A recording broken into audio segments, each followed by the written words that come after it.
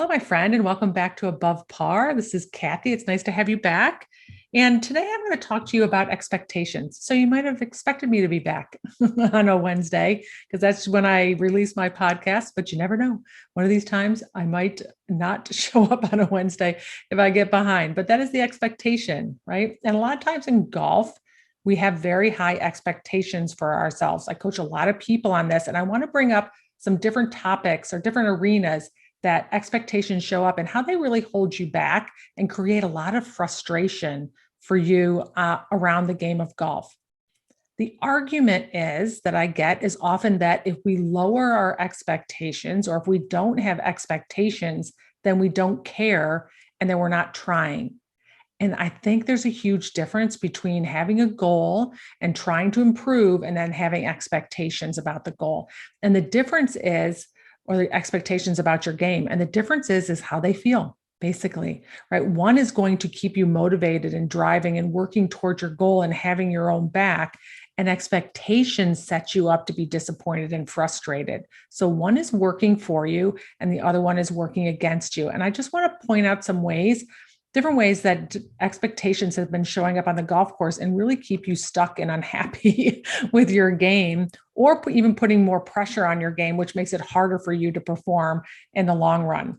So there's a lot of amazing quotes and opinions about expectations and how they play a role. And I do think a lot of it has to do with your definition of it.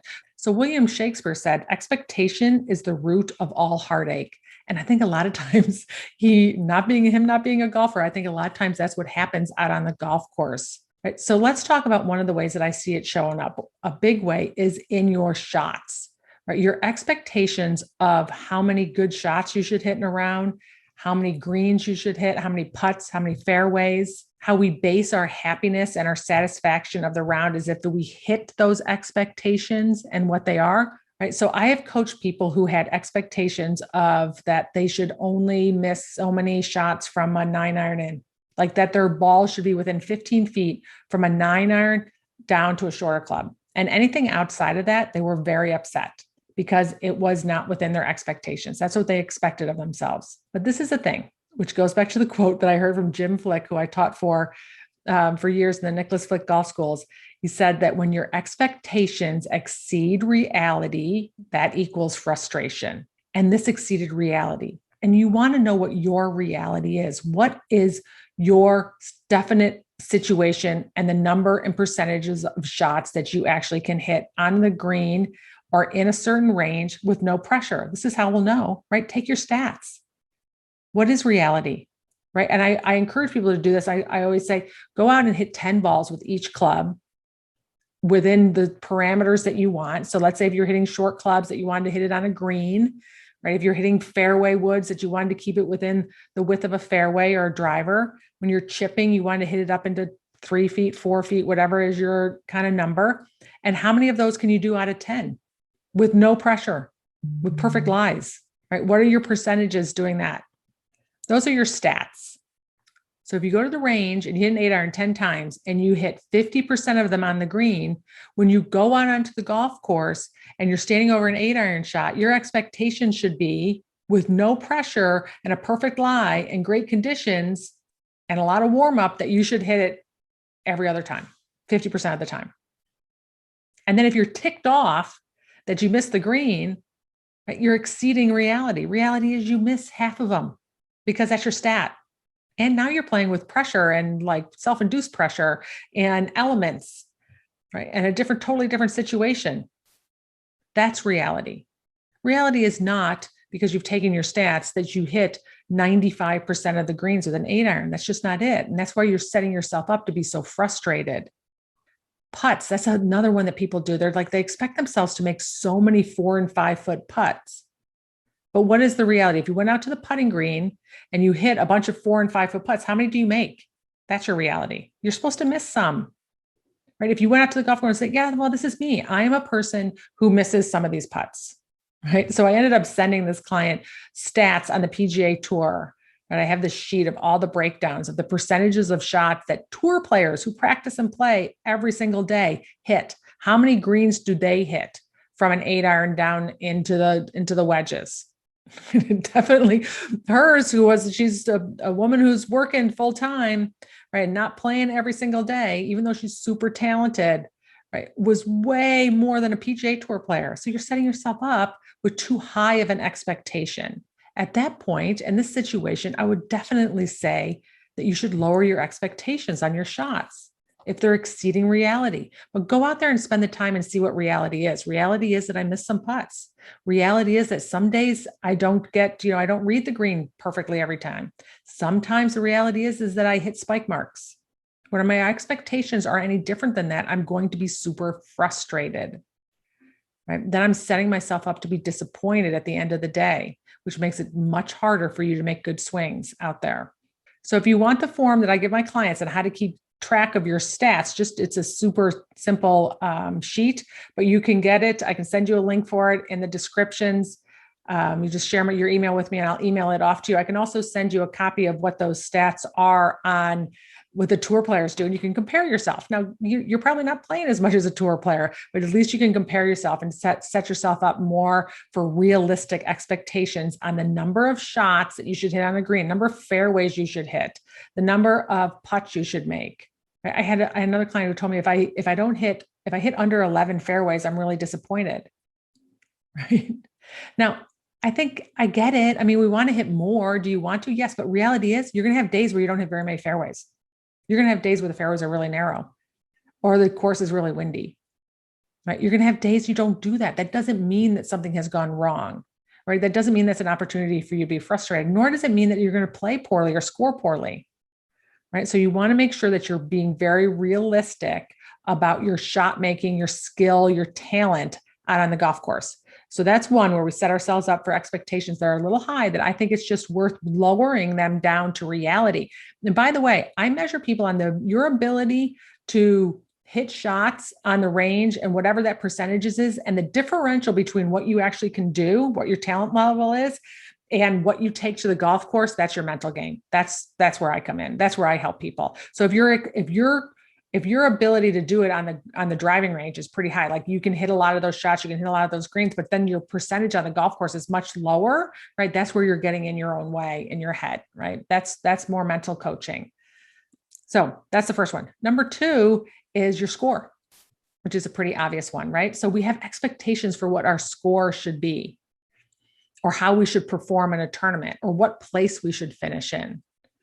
I coach a lot of people who have their expectation is to never shoot above 70. And anything above 70, then it's a bad day, right? We set ourselves up right there to be so disappointed and to put pressure on our game if we're keeping score that closely on if we start creeping up above 80, right? It makes it so much more likely that we're going to shoot in the 80s. And who's to say that you're not going to have a round in the 80s? I don't think any tour player ever has that thought, right? There's going to be a day where we're going to have a bad round. It's just going to happen, right? And when we go against that grain, when we go out expecting that it should never happen, that I'm better than that means that if I shoot in the 80s, that I'm not good in the 80s, that I'm not good enough, that I'm a bad golfer, right? It's just so much pressure to put on your golf game. I coach a lot of juniors where their expectation is that they should be finishing and scoring really well because that's what coaches are going to see, and that they need their rankings to go up and that they're a better golfer than that. Right. And when they put all that pressure on their game to get the ranking so they can get the college scholarship, so they can get the looks, right, it makes it so much harder for them to actually put that score out there because their expectation is that they should be playing better than they are.